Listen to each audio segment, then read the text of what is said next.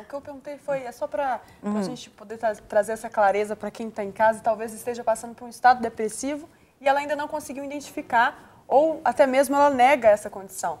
Fala sobre isso, como foi essa fase nessa doença que você teve e a importância de se procurar um tratamento nesse estágio ainda da doença.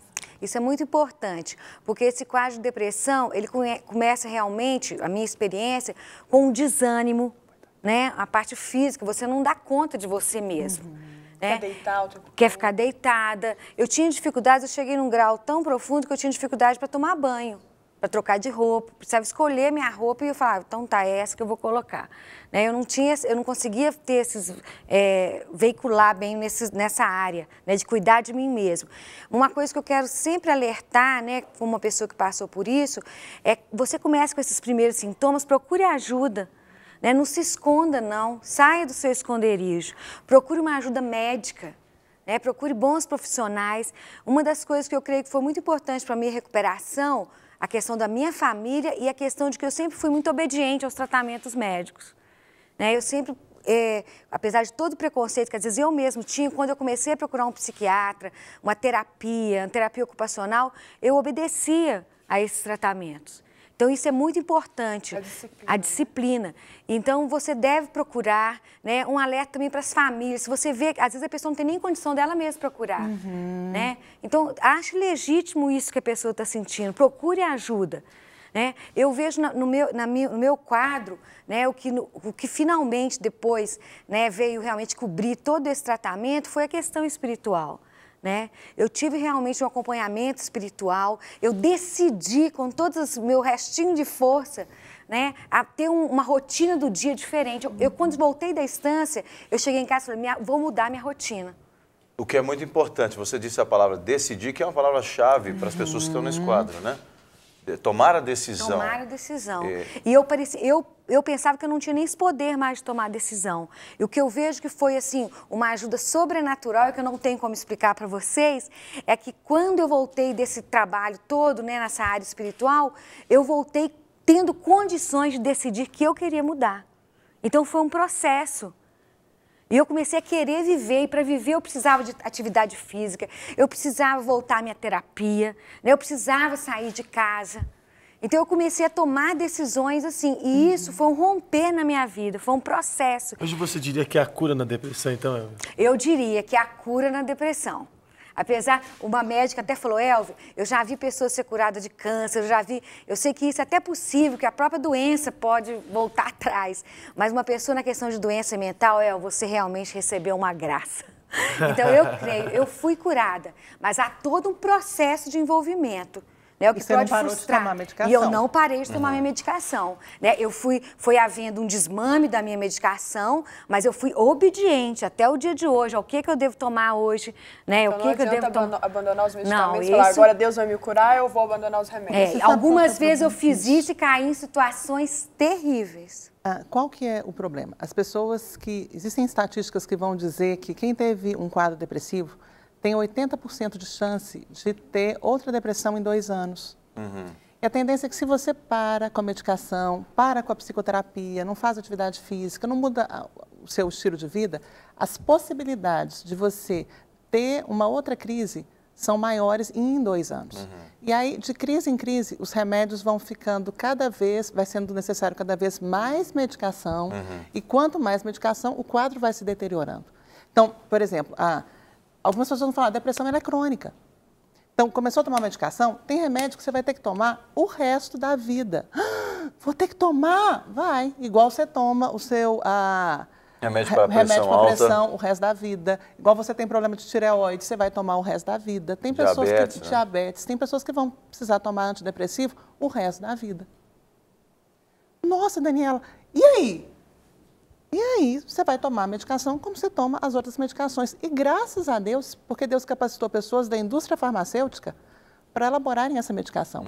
Então, quer dizer, vai procurar quem? Eu vou procurar um clínico geral? Você vai procurar um profissional que tem uma formação específica, um psiquiatra.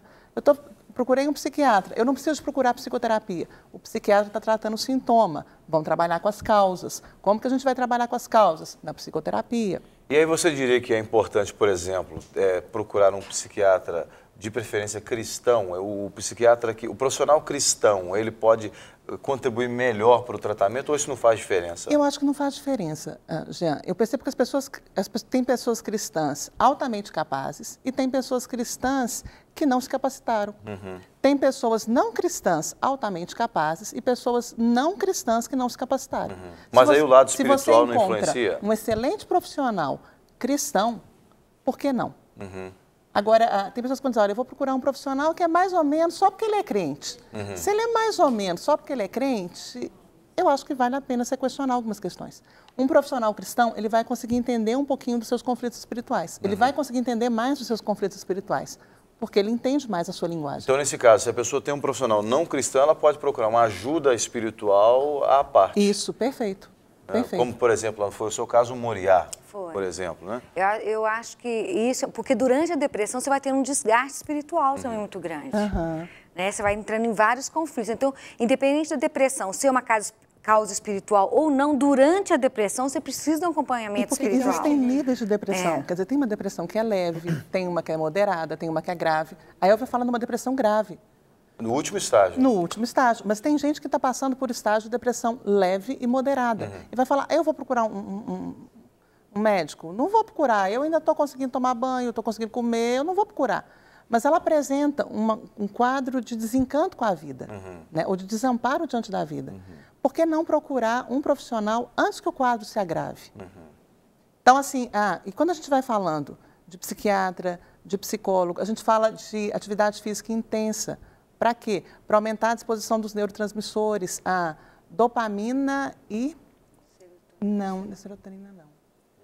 A adrenalina.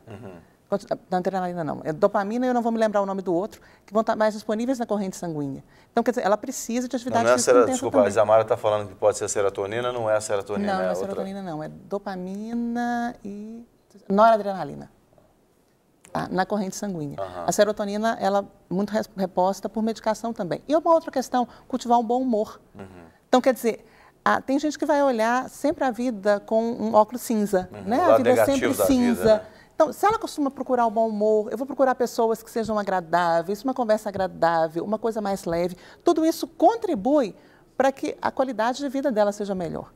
Então, a pessoa precisa escolher olhar a vida com um olhar diferente. Também. Não pensar que a vida é só desgraçada, que o mundo inteiro está contra ela. Eu acho que nesse ponto é que entra uma intervenção sobrenatural. Eu vejo na minha vida, porque eu não tinha condições de ter esse olhar mais. Então, quando o Senhor foi fazer esse trabalho na minha vida, me deu aquele respirar. Mas você falou uma coisa assim, ó, eu juntei o restinho de força que eu tinha para tentar buscar. Ótimo. Aí você falou a questão da identidade, né? Que para você foi muito importante entender que você tinha um pai. Eu não lembro se você falou isso fora do intervalo. Isso foi tremendo, assim. Uma das ministrações que eu recebi foi sobre a parábola do filho pródigo. E eu, desde pequena, né, sou filho de pastor, criado na igreja, ouvia milhares de vezes a história do filho pródigo. Mas nesse contexto, a história do filho pródigo teve, sabe, ela nasceu assim, brilhou na palavra para mim. E eu comecei a me ver assim, eu tenho um pai, né, um pai que me espera, mesmo eu tendo ido longe. Né? Eu fui longe, eu tinha muito esse sentimento. Eu fui longe demais. Eu me deixei levar longe demais pelos meus pensamentos. Eu fiquei só dando vazão ao que eu sentia. Mas eu tenho um pai que me espera. Né? Eu escolho crer nesse pai, eu escolho voltar para casa. O filho pródigo escolheu voltar para casa. Né? E o filho pródigo dos 2 filhos era o filho que mais conhecia o pai. Você juntou o restinho de força que ele tinha no momento mais difícil e voltou. Gente, foi muito bom ter vocês aqui. Se alguém quiser fazer contato com vocês, é possível? Você lá no seu consultório? Sim. O telefone do consultório é 9110-6797. 9110-6797. Pegou aí, produção? 9110-6797. Isso. Isso, é o telefone da Daniela, do consultório, onde você pode marcar também, será muito bem acompanhado, né? 9110-6797.